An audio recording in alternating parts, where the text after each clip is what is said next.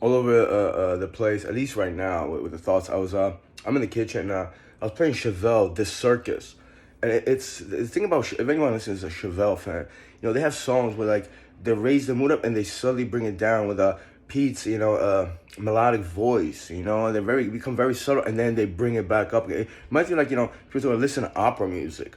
I used to listen to opera music, and it elevates and it drops your mood. Like either Beethoven, Chopin. They're very known to do that.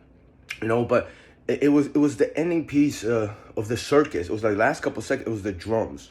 Someone was drumming. It's like do do do, and I started doing my I don't know what part of martial arts is that, but something I do with the legs. Like I kick forward, and I kick back, standing on the left leg, and also I want to incorporate the elbow. It really is a fighting cadence, if you will. That's kind of what I was doing in the psychiatric unit, except I was doing it with a towelette. And it was like for the longest I got, it was like 5 minutes, and I actually broke a sweat. But it was like I had to I had to relax. It was just so energetic, and it was just so.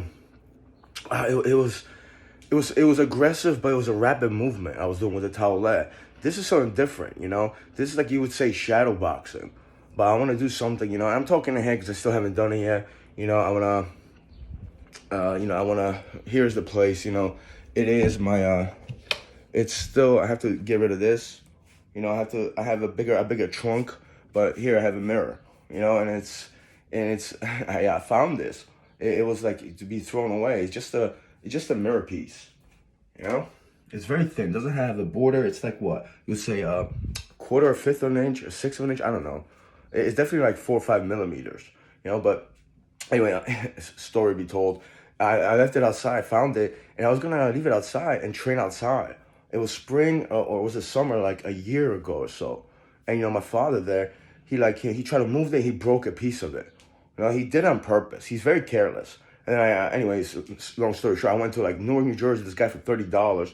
He had this mechanism. He cut the bottom of it, so it doesn't seem like it's broken. But I did lose like 4 or 6 inches of it because it was much taller.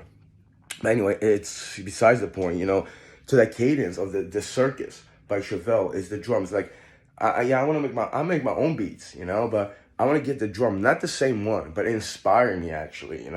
I'm not gonna listen to that song and do the same drums. That would be like stealing, theft, or copying, if you will. Even though I don't make money if it just doesn't sound right. But just I guess I'll record the exercise, the training, as I would say, I was doing in there. And I'll put a beat to it. Yeah, it was just very odd. And I heard that song before, and it's it's an upbeat song, but it just so happens I was listening to it, and the last couple seconds inspired me. It's like that's something I was gonna do before, but like it inspired me to make just a drum beat instead of EDM song, or like even a typical hip hop beat, just the drums, a snare and tops they call it. Tops is one of my favorite to do with a beat. It's actually very it has a lot to do with the background of the beat. But until I do it, I'll do it. I have my headpiece, my scarf over here.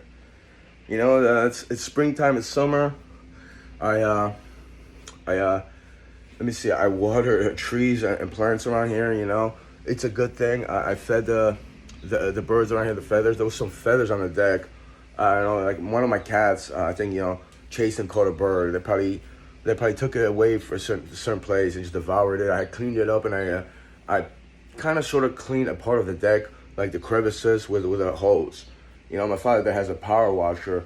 I was thinking about getting a power washer and just doing the stairs one day, but I have so many things to do. I'm just here listening to music, and my cat is in the room, and she's you all right, girly? You're a cuddle bug. You okay? She has a collar on. I give her little rubsy scratches. You okay? I am a papa bear. She looks like a bear cub. All right, you little purr ball. Oh, you're softy. And yeah, it's like the training regimen. And I was harassed, not this time in a psychiatric unit, or the time before. One time I had people threatening me they're gonna come to my house.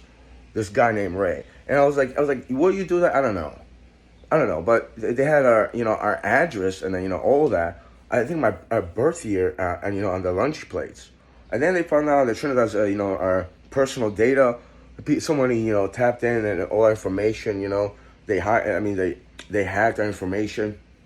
And it's like, people that worked there probably would have given the guy my address, because I know how they are. But it's also got threatened, online multiple times. 2 years ago, I know the guy was a homosexual. He's very disturbing and perverted. He started saying some things. I'm like, I'm in South Georgia right now. I'm coming to your house. It was just reckless, careless, but you never know. And you follow up my videos. Yes, I called 911, and that was part of it. But I was yelling at somebody, and then a mother and father probably they're thinking about calling the psych because I'm yelling. Nah, it was another week or 2 weeks over there detained and stuff like that for just yelling at some idiot that tries to instigate anger inside of me. And you got me, you little punk, a little guest punk. You got me angry, but it wasn't just you. Right? You don't get that much fucking attention from me. You didn't get me riled up. It was somebody else. But that's what a lot of people want, just to get you angry. And then you're gonna call me what? A psychopath? Rip me? Come on, you can't even label me as such, man. You'll fail at that.